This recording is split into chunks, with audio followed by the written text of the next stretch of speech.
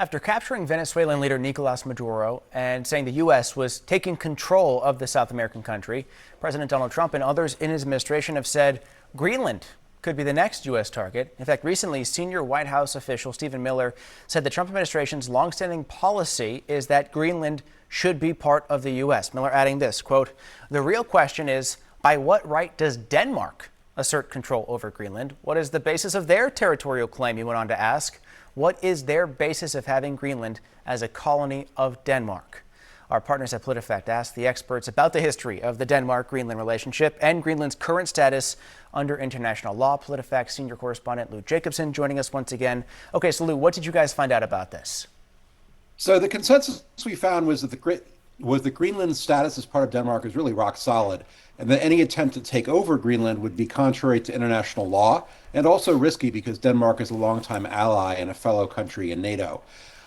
Denmark's role in Greenland dates to the 1720s. In 1933, an international court settled a territorial dispute between Denmark and Norway. The court said Denmark had sovereignty over Greenland. In 1940, after Germany invaded Denmark, the U.S. took charge of Greenland's defense and established a military presence there that is still there today. A big change came with the UN Charter following World War II, which sought to end colonial status across the globe. In 1953, Denmark gave Greenland seats in the Danish parliament, and the UN supported this change the following year.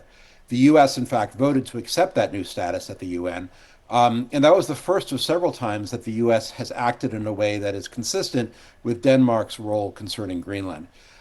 Since that first UN vote, Greenland has shifted further and further towards taking charge of its own affairs. The votes it has in the Danish parliament actually means it has greater voice there than territories like Guam and the Virgin Islands do in Congress. Well, so to that end, Lou, I know public policy polling in Greenland shows, folks don't really want to change the status quo. Here in the U.S., I think it was 1 in 5 Americans say Greenland acquiring that is a good idea. But for Greenlanders themselves, can they become independent if they decided to? Yeah, so a 2009 law in Denmark says that the Greenlandic people have the power to seek independence from Denmark if they so choose.